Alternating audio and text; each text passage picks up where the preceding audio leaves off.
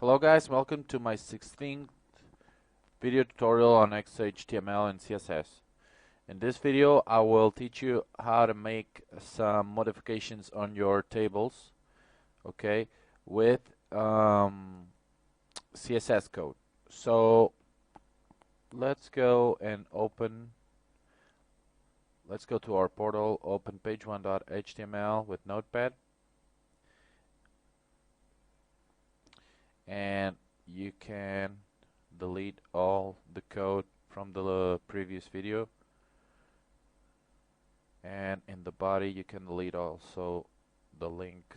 Okay, so now we are ready. So let's make a new table.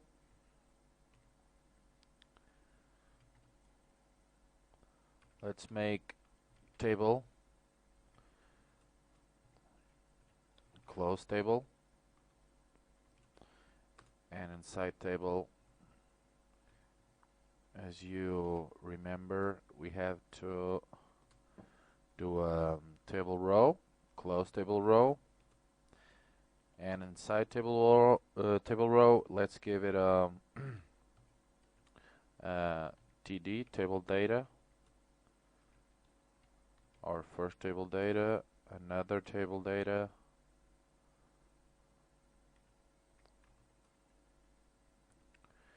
you can remember table data as a column. So let's make a 2-column table, okay?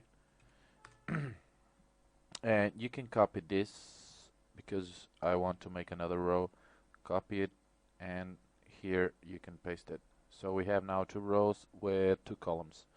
Save it, and let's type inside the cells or table data. Let's write data 1,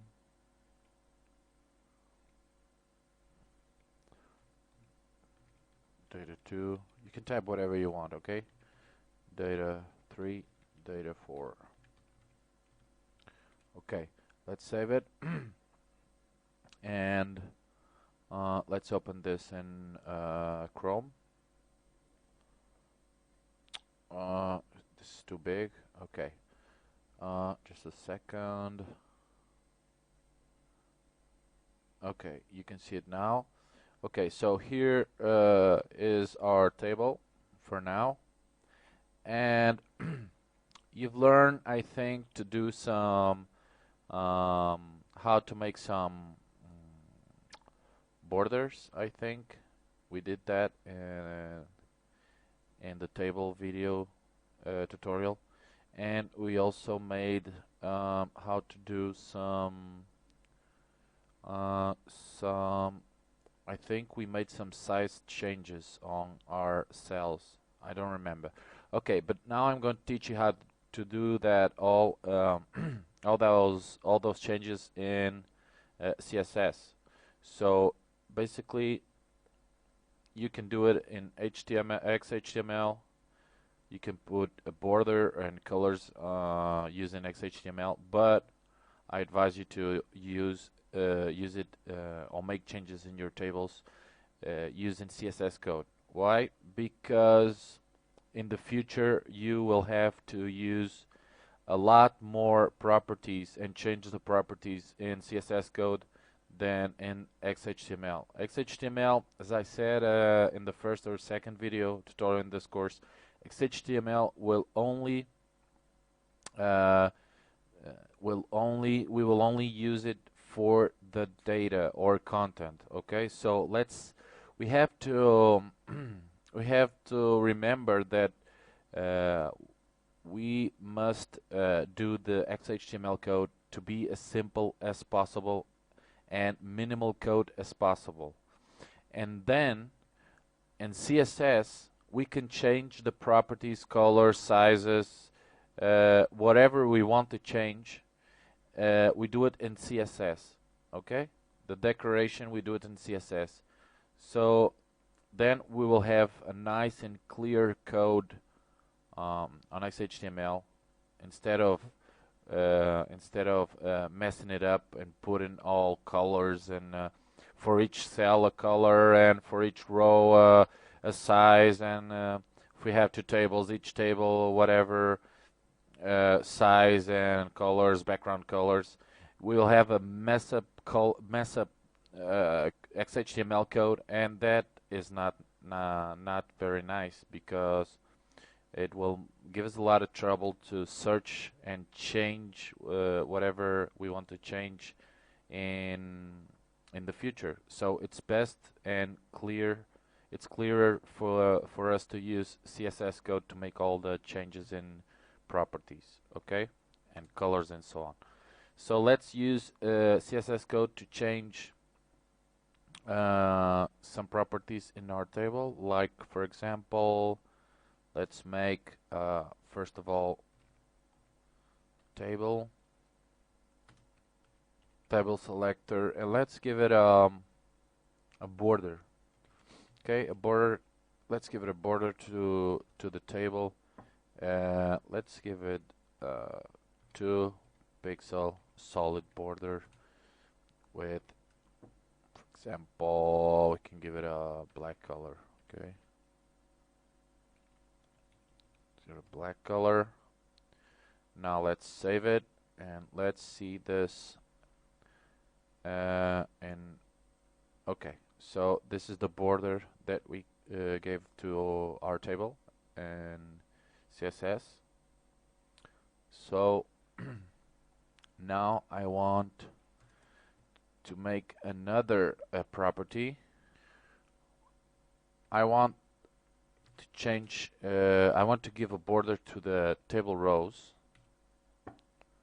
and let's give it a border of also 2 pixel. No, let's give it a 1 pixel solid and black also. Let's see this. Okay, something is wrong. Ah, okay, of course. We have to give, I forgot that instead of tr, table row, the border, for us to see it in action in our table, we have to give it a selector of the TD, because we don't want any border on the table rows. We want the border on each. I want a border on each cell. So this would be a cell, this another, this another. So we'd have 4 cells. So each cell will have a border of a nice 1 pixel solid black. Let's refresh, and there it is. Each cell, 4 cells, each cell will have a black border 1 pixel wide. So now I want to make, for example, let's give a background color to each cell.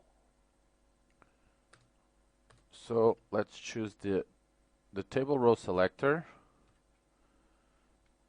and then let's make it a background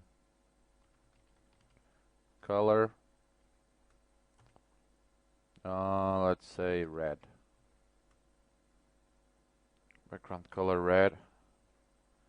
Let's refresh, and there it is. Okay, so each in this case, okay, this case we are using the tr selector, so it's given tr, which is the table row, which is, this would be a tr, the data 1 and data 2 would be a tr, and data 3, data 4 would be the other tr. So we have 2 trs, 2 table rows. So if we give a background color to the table row, it automatically give a background color to each cell in that row. Okay, but we're not specifying if we want table background color red for row 1 or row 2. We want all rows to have background color red. Okay, so in this case it gives background color to all rows. But I think if we if we did it like this, TD, let's try. I think we can do it this way also. So we are given now each cell, each table data, a background color of red. Okay, so yeah, it's the same thing. Okay, so we can use it either in TD selector, okay, or we can use TR selector for that. Now, how to change the size of the cells? Okay, the size of the cells. So we can do that by choosing, by typing padding. Remember a padding attribute? So padding, let's give a 10 pixel padding to TD, which are the cells. And as you see, each cell have now a padding of 10 pixel. Let's give a 20 pixel padding. So with this property, you can almost control the size of the entire tables. Okay. Okay, guys, this is all for this video. If you have any questions, just send me a message or post your questions in the comment section below. Okay, and I'll try to answer them as soon as possible. Don't forget to subscribe, and see you guys later. Bye.